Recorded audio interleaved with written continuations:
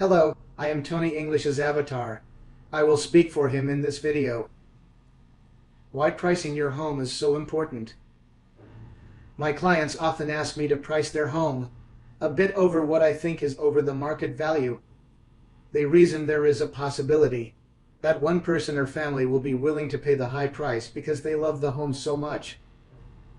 One thing I have learned through the years is it is amazing how smart people are on market value. It is so rare to have someone overpay for a home. I have been selling homes for 28 years, and I have almost never seen a home sell for more than it is worth. The standard claim is a home is worth what someone is willing to pay, which is true. However, this is market value, which is not overvalue. So here are the reasons not to list your home too high. First, the new listing gets all the attention. The first 2 weeks or so are critical. The real buyers are out actively looking at all new listings. If it doesn't sell in the first few weeks and the days on market rise, especially if it goes over 45 to 60 days, the buyers and agents start to skip the listing unless they see the price has recently come down. But even then they realize the price is probably now firm and will unlikely move much from what they want to offer. So the showings decrease and eventually you need to lower your price to at or lower than market value to get attention.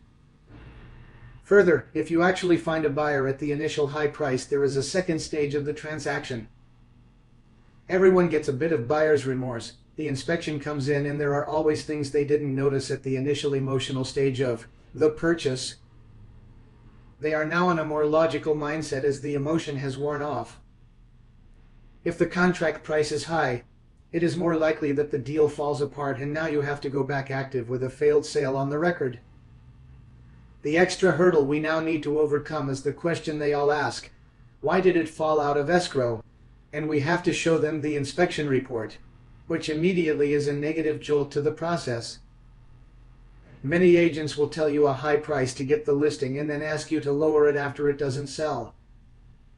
Other agents misjudge the value.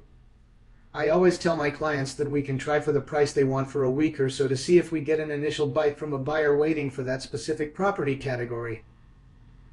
But we should not wait over 10 days to lower the price. My clients almost always say they think lowering the price looks bad on the internet. This is simply not true.